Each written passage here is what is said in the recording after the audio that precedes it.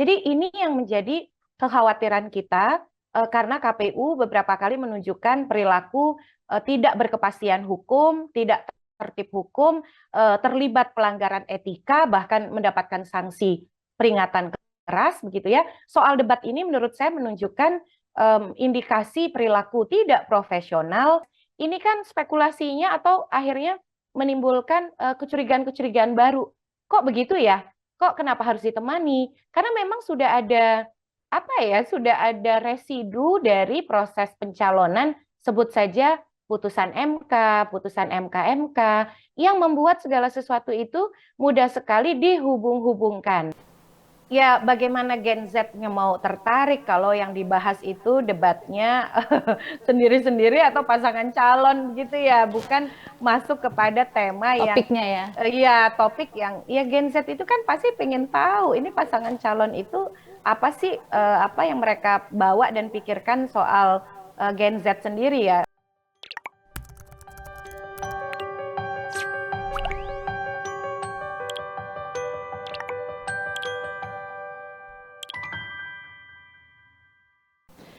Halo Tribuners, jumpa kembali dalam On Focus bersama saya Geok Mengwan. Tribuners, dalam Pilpres 2024 akan ada 5 debat Capres-Cawapres yang akan perdana digelar pada 12 Desember 2023 mendatang. Untuk mematangkan debat Capres-Cawapres itu, saat ini KPU bersama tim sukses peserta Pilpres 2024 sedang merumuskan yang pas nih.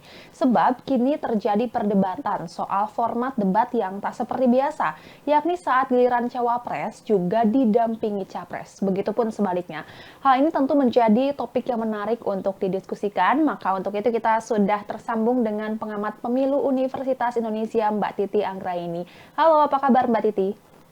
Kabar baik Mbak Gege juga sehat-sehat semua ya, Tribuners juga. Alhamdulillah. Baik, Mbak. Ini debat Capres-Cawapres ini sempat ramai di ruang publik karena adanya wacana perubahan teknis pelaksanaannya pada Pilpres 2024. Debat Cawapres ini tak lagi dilakukan terpisah atau khusus, Mbak, melainkan didampingi dengan Capres. Menurut Mbak Titi, apakah memang perlu diubah atau tidak, Mbak? Ya, pertama sebelum kita masuk kepada perlu atau tidaknya, kita patut mempertanyakan ya, apakah itu sudah menjadi sikap final atau sikap kelembagaan, keputusan dan kebijakan kelembagaan dari KPU atau baru wacana. Baik. Karena ini kan masih simpang siur ya. Kalau berdasarkan pemilu sebelumnya, peraturan KPU memang mengatur soal debat dan yang berlaku hari ini itu tidak berbeda dengan pemilu 2019. Jadi dalam pemilu 2019 itu digunakan Undang-Undang Nomor 7 Tahun 2017 tentang pemilihan umum. Nah, di 2024 Undang-Undang Pemilu kita itu soal debat itu tidak berubah, Mbak Gege. Jadi ada Oke. pasal 277 ayat 1 Undang-Undang 7 2017 yang di bagian penjelasannya itu diatur bahwa debat pasangan calon. Jadi memang bahasa itu debat pasangan calon. Debat pasangan calon dilaksanakan sebanyak 5 kali, yang meliputi 3 kali debat calon presiden dan 2 kali debat calon wakil presiden. Jadi 3 kali debat capres, 2 kali debat cawapres.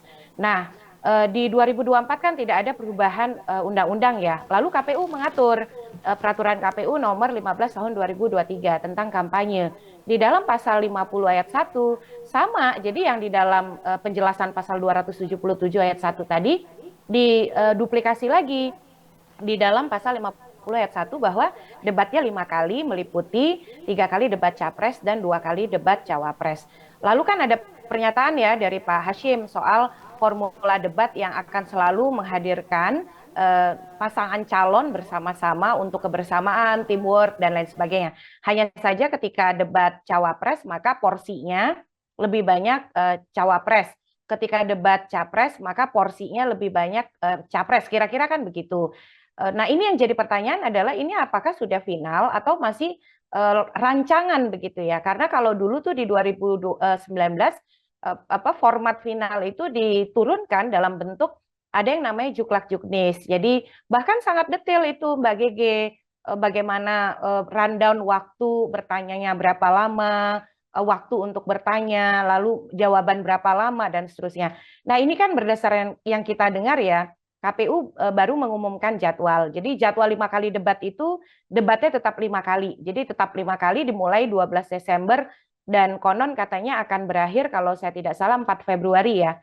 Dan lokasinya sempat juga nih lokasi kan berubah-ubah ya. Sempat disampaikan akan ada yang di daerah begitu, tetapi kemudian disebutkan lagi hanya akan di Jakarta karena berkaitan dengan infrastruktur dan sarana prasarana.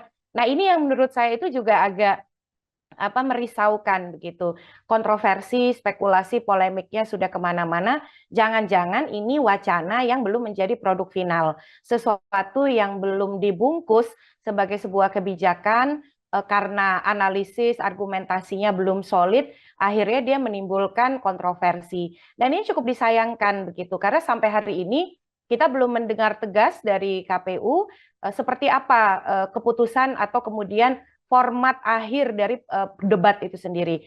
Nah, kalau saya sih soal debat ini ya, mau datang bersamaan, mau datang sendiri-sendiri antara capres-cawapres, itu persoalan teknis. Tetapi ada aturan di dalam undang-undang yang itu sudah sangat terang benderang, yaitu debat itu 5 kali.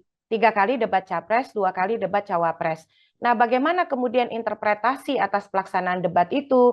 Apakah yang disebut dengan debat capres adalah ketika porsinya capres itu lebih banyak, lalu yang disebut dengan debat cawapres itu ketika porsi cawapresnya lebih banyak, memang menjadi kewenangan KPU untuk memutuskan. Tetapi KPU juga perlu memutuskan dengan berkepastian hukum, profesional, akuntabel, dan tidak kemudian membawa potensi KPU ini dipolemikan, misalnya menguntungkan atau merugikan salah satu pasangan calon.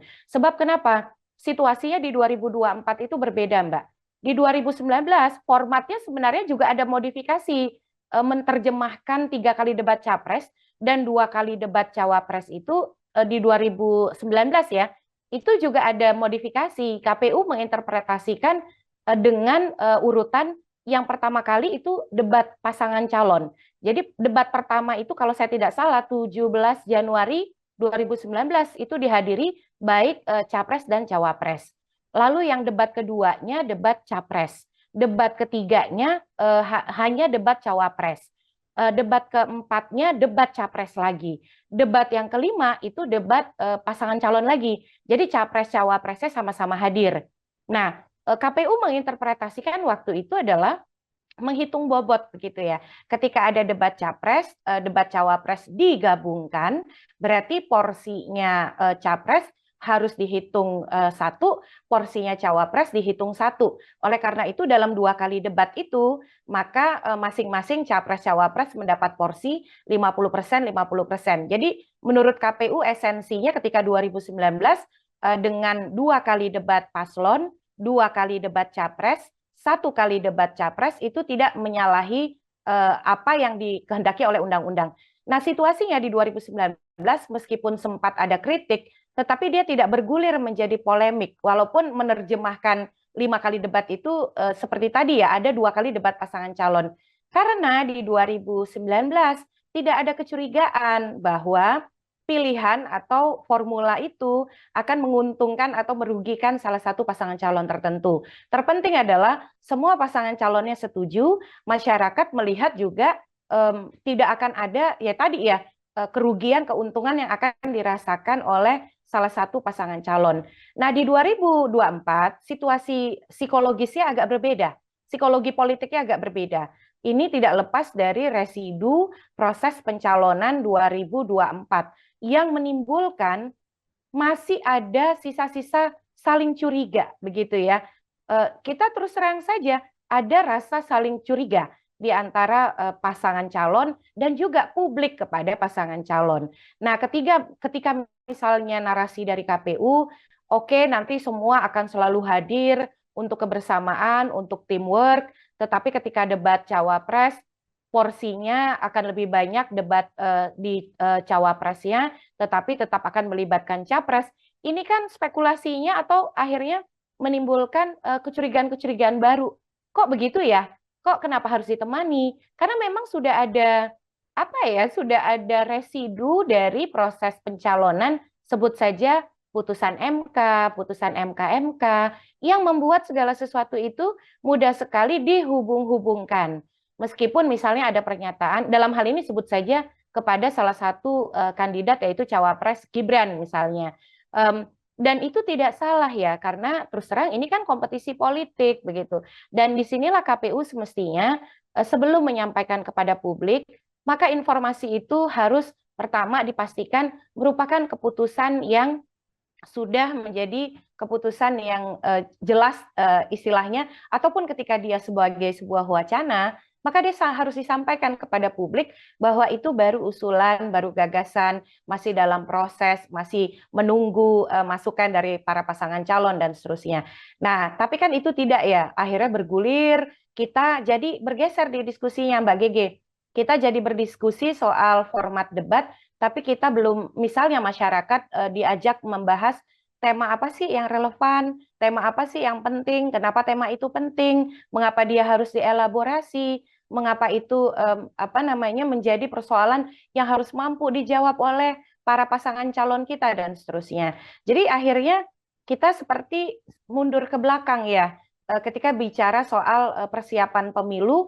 Kita akhirnya hari ini luput misalnya membahas soal sejauh mana persiapan logistik sudah dilakukan, apa langkah KPU untuk menindaklanjuti putusan Bawaslu soal keterwakilan perempuan, bagaimana persiapan pemilu di luar negeri yang akan segera dimulai, sebagian ada di Januari 2024, sementara kita sudah posisi di masuk minggu kedua, betul, Desember, betul, dialihkan ke fokus kepada kemasan, sementara hal-hal substantif berikutnya itu akhirnya tidak terlalu menjadi perhatian kita yang berkaitan dengan memastikan kelayakan dan stabilitas tahapan pemilu. Meskipun soal debat ini ya soal keadilan dan kesetaraan perlakuan ya, tetapi mestinya ini tidak perlu terjadi kalau KPU-nya tegas, jelas di dalam menyampaikan informasi dan ya ikut saja aturan main yang ada di dalam undang-undang, karena memang situasi kompetisinya berbeda.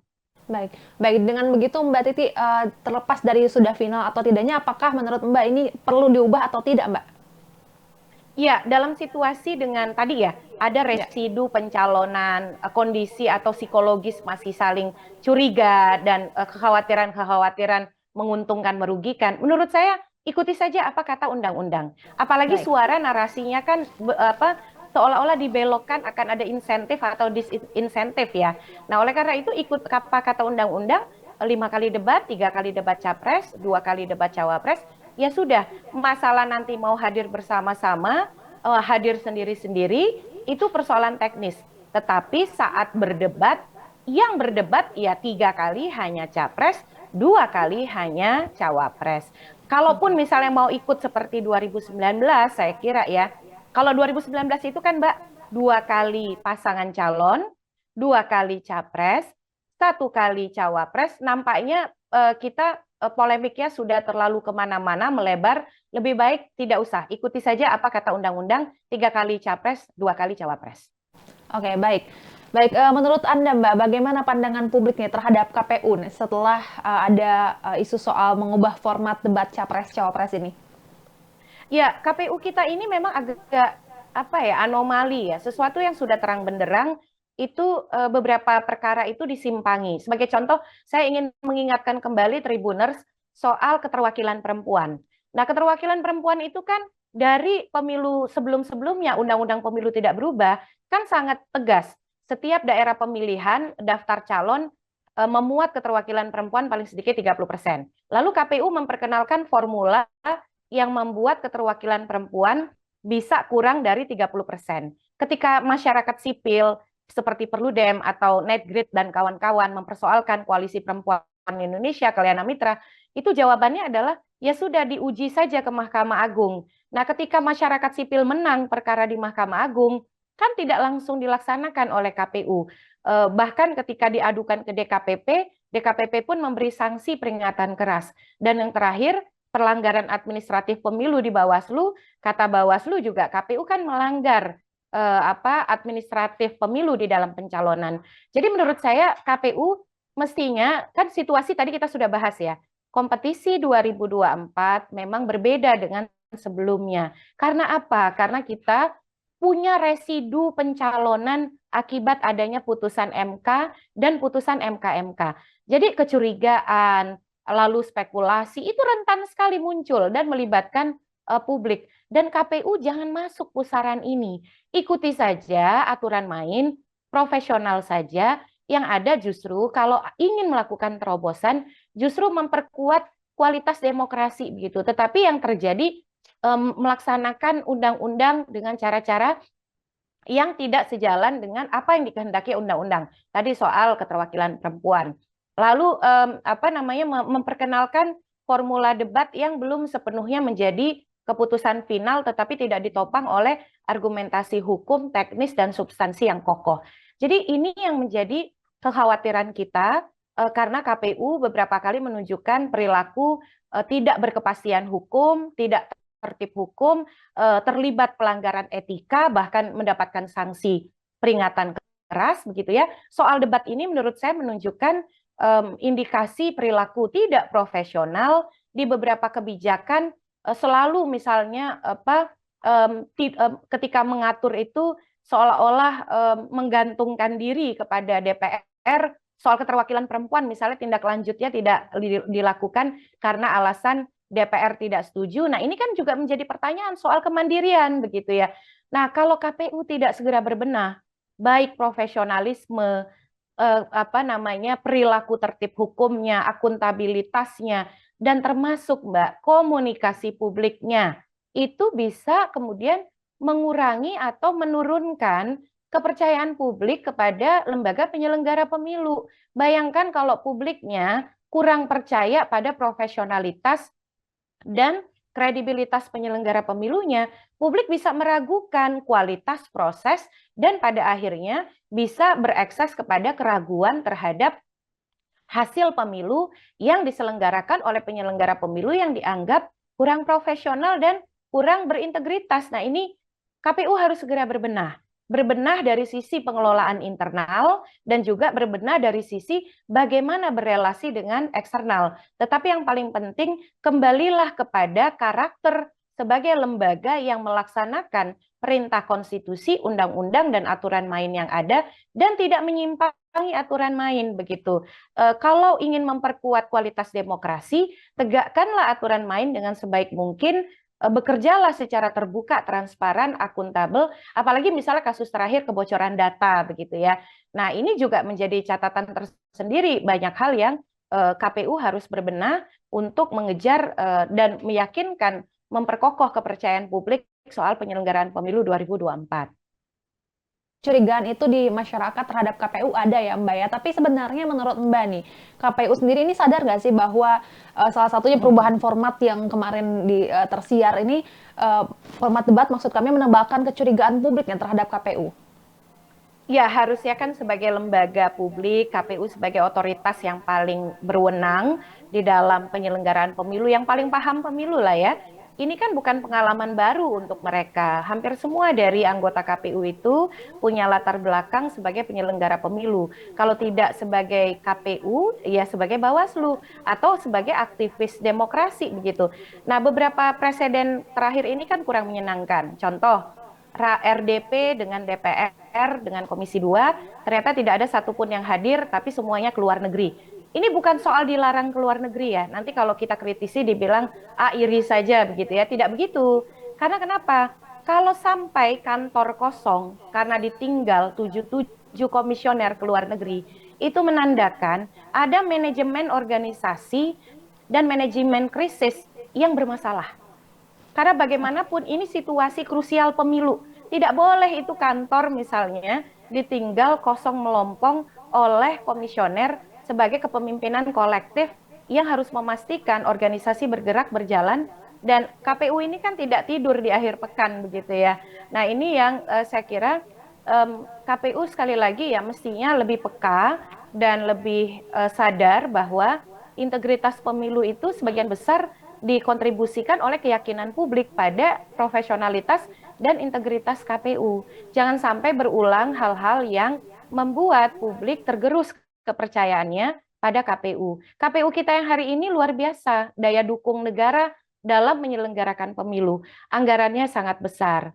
secara personel juga difasilitasi luar biasa.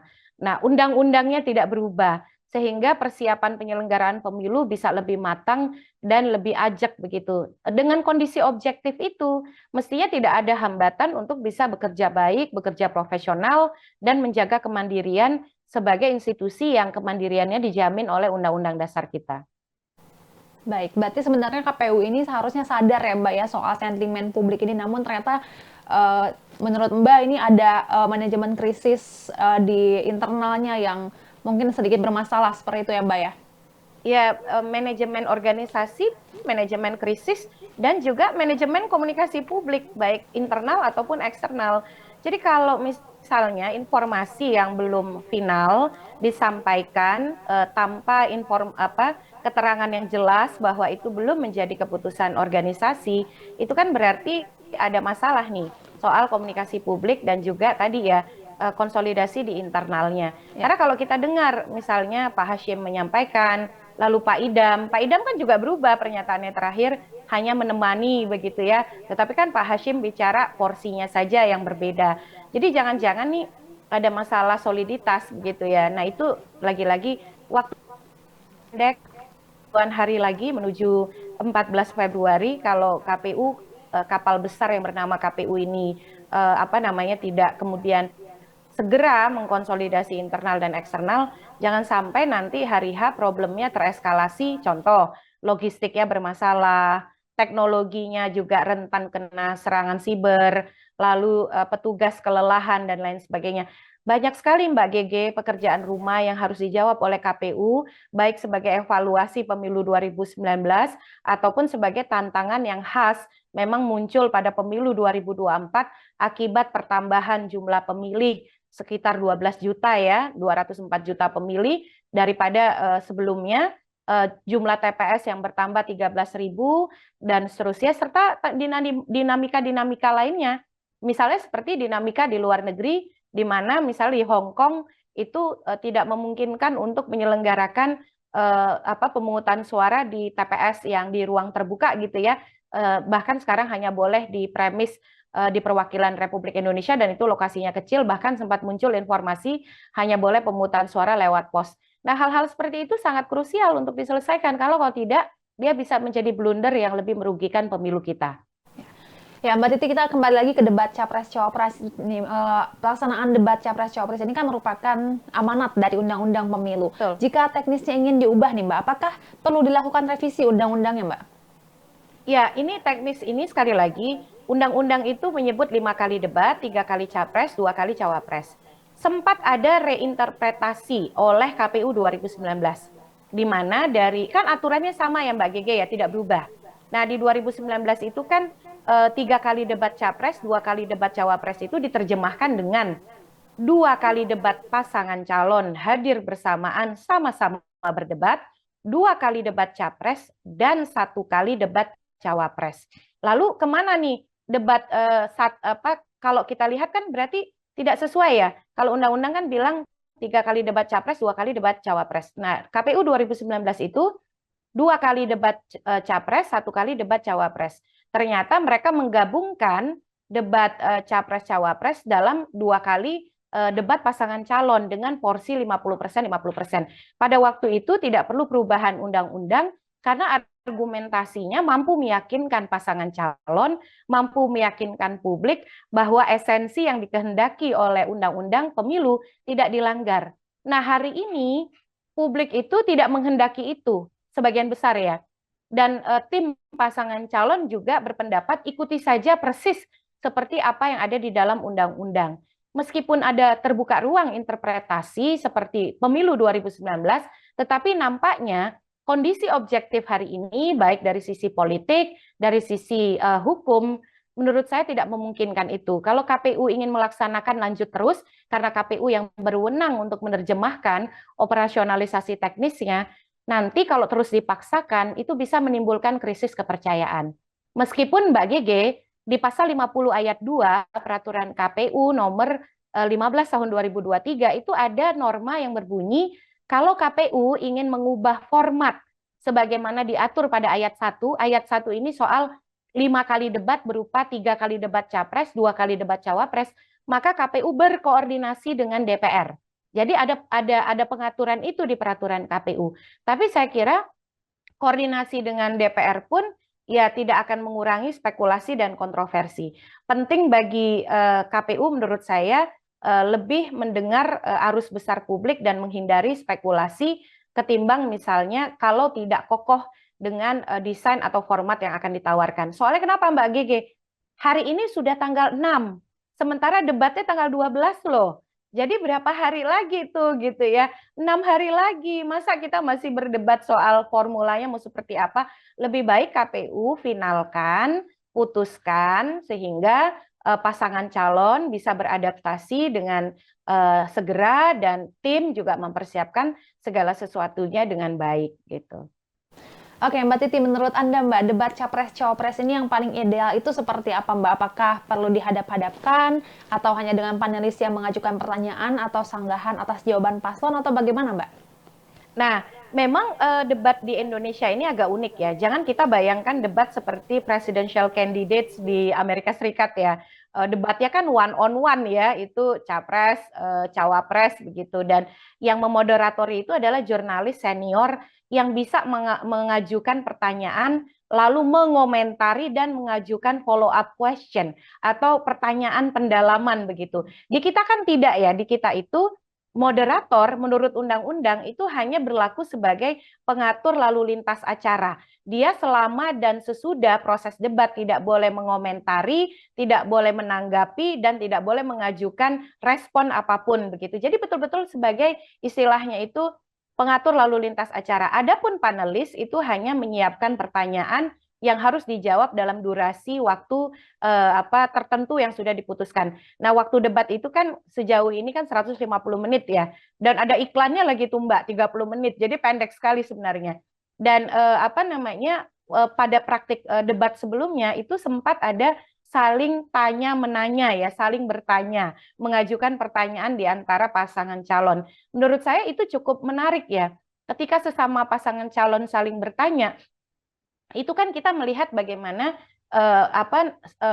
istilahnya itu sikap mereka secara genuine di dalam ingin menggali pasangan calon.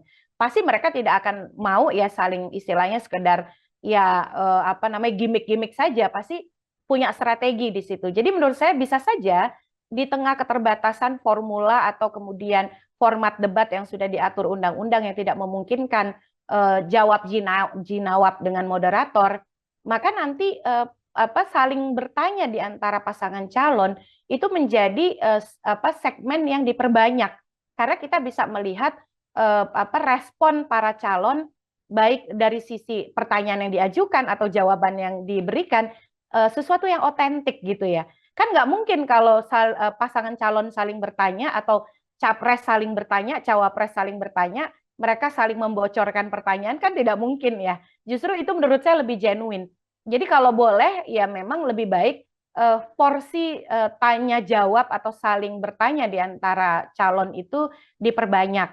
Nah, atau yang kedua adalah soal panelis. Nah, selama ini kan panelis memang tidak dibolehkan untuk punya respon atau menggali begitu ya.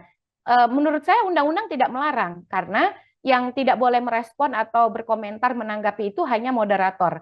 Tapi panelis tidak dilarang. Menarik juga kalau panelis itu boleh punya respon atau pendalaman terhadap jawaban calon. Karena kenapa? Karena itu capres cawapres loh yang akan memimpin kita Indonesia dengan segala dinamika, kompleksitas dan polemiknya ya. Jadi kalau bisa mendapatkan pendalaman dan dialog itu kan inti dari pesan yang ingin didapat dari debat itu sendiri, yaitu pendidikan politik ya dan berorientasi pada politik gagasan dan program.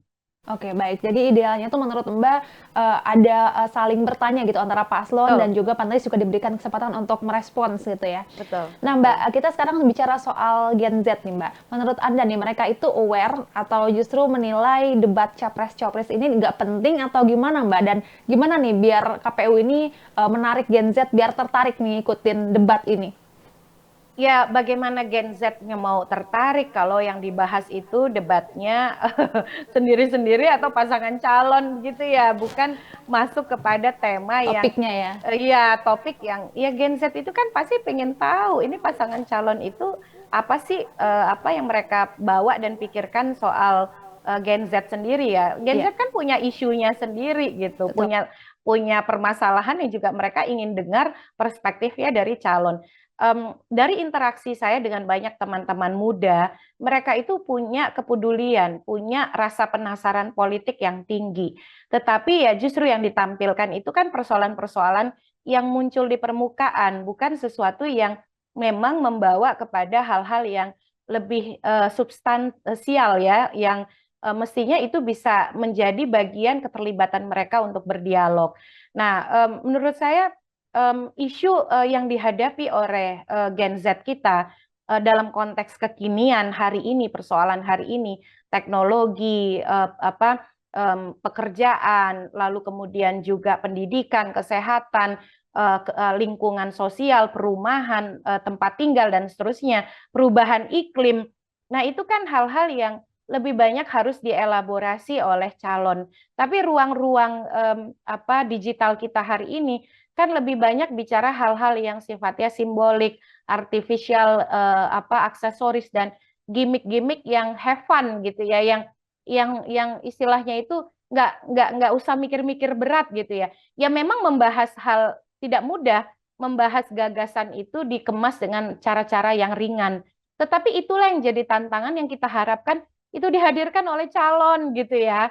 Jadi kita tuh ingin hal-hal yang selama ini ditampilkan apakah meme ataukah postingan medsos dan lain sebagainya itu tidak berhenti hanya pada simbol-simbol tetapi juga dirangkai dengan pesan gagasan, pesan moral, pesan substansi yang bisa memicu dialektika dan diskusi di antara para pemilih kita khususnya Gen Z yang mayoritas sumber informasi yang mereka gunakan itu adalah media sosial begitu. Jadi itu yang menurut saya satu sisi jadi tantangan dari para calon kita.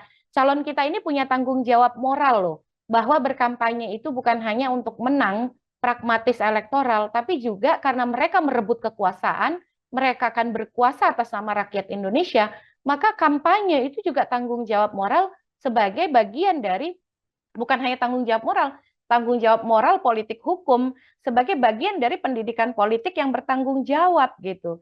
Jadi aspek pendidikan politik itu Mbak Gege yang belum sepenuhnya hadir, baru memang unjuk citra diri saja, tapi kemudian tanggung jawab pendidikan politik itu tidak melekat dalam aktivitas yang belum sepenuhnya melekat ya, kalau tidak melekat juga agak berlebihan, belum sepenuhnya melekat dalam aktivitas kampanye mereka. Nah, yang berikut adalah KPU. Menurut saya KPU harus lebih giat lagi ya. Kemudian pemilu 2024 bukan hanya pilpres, tapi juga ada pemilu legislatif.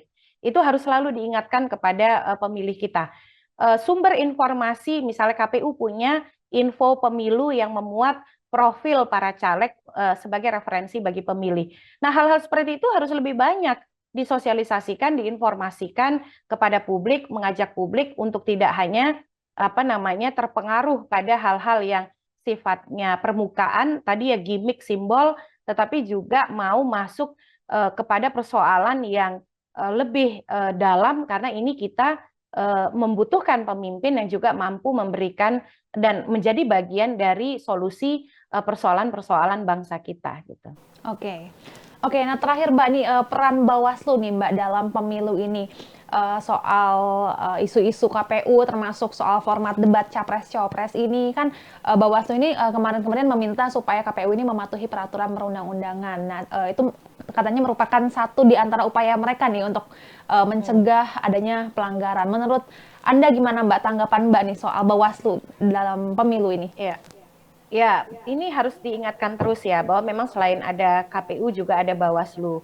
Ya. Bawaslu itu ada tiga kewenangan utamanya kan, melakukan pengawasan setiap tahapan pemilu, menerima laporan pelanggaran dan menyelesaikan pelanggaran administratif dan sengketa proses, dan yang terakhir yaitu menyelesaikan sengketa proses pemilu. Nah, di dalam melakukan pengawasan tahapan ya jangan menunggu laporan dari masyarakat terjadi pelanggaran dulu kan. Bawaslu itu disebut di dalam Undang-Undang Pemilu kita harus melakukan pencegahan terjadinya pelanggaran. Nah, terkait dengan format, apalagi Bawaslu sudah menyampaikan, ikuti saja apa yang sudah ada di dalam undang-undang, jangan melanggar aturan, ya supaya tidak terjadi polemik dan kontroversi yang lebih luas, ikuti saja betul gitu ya, 3 kali debat capres, 2 kali debat cawapres. Masalah mau datang bersamaan, itu teknis, bisa saja misalnya di awal penyampaian visi misi sesuai dengan tema debat yang dibahas, itu disampaikan bersama antara capres cawapres, hanya menyampaikan visi misi. Tapi ketika sudah masuk sesi debat, ya harus debat sesuai dengan format yang ada, 3 kali capres, 2 kali cawapres.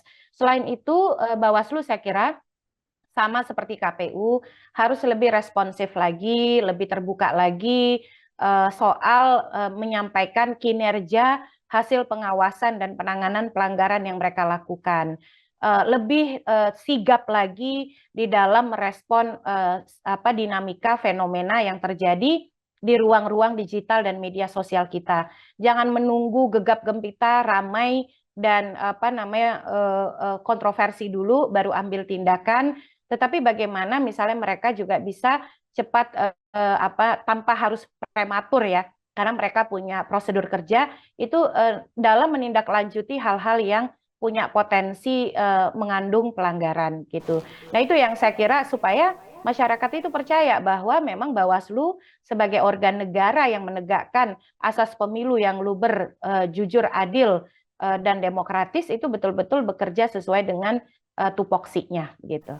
Oke, oke baik berarti inti dari debat capres-cawapres ini yang harus dilakukan KPU yaitu mengikuti peraturan perundang-undangan ya Mbak, karena mengingat kurang lebih seminggu lagi ya Mbak menuju Betul. debat capres-cawapres pertama pada 12 Betul. Desember nanti. Oke baik, terima kasih Mbak Titi Anggraini atas diskusinya kali ini. Sehat selalu dan sampai jumpa di lain kesempatan Mbak. Terima kasih Mbak Gege, sampai ketemu Sama-sama di lain Mbak. Baik. kesempatan. Dan Tribuners, itu dia diskusi kita kali ini mengenai debat Capres-Cawapres yang kurang lebih seminggu lagi akan kita saksikan. Saksikan terus Tribun News on Focus lainnya tentu dengan topik menarik yang dibahas bersama dengan ahli di bidangnya. Saya Giok Mengwan pamit undur diri, sampai jumpa.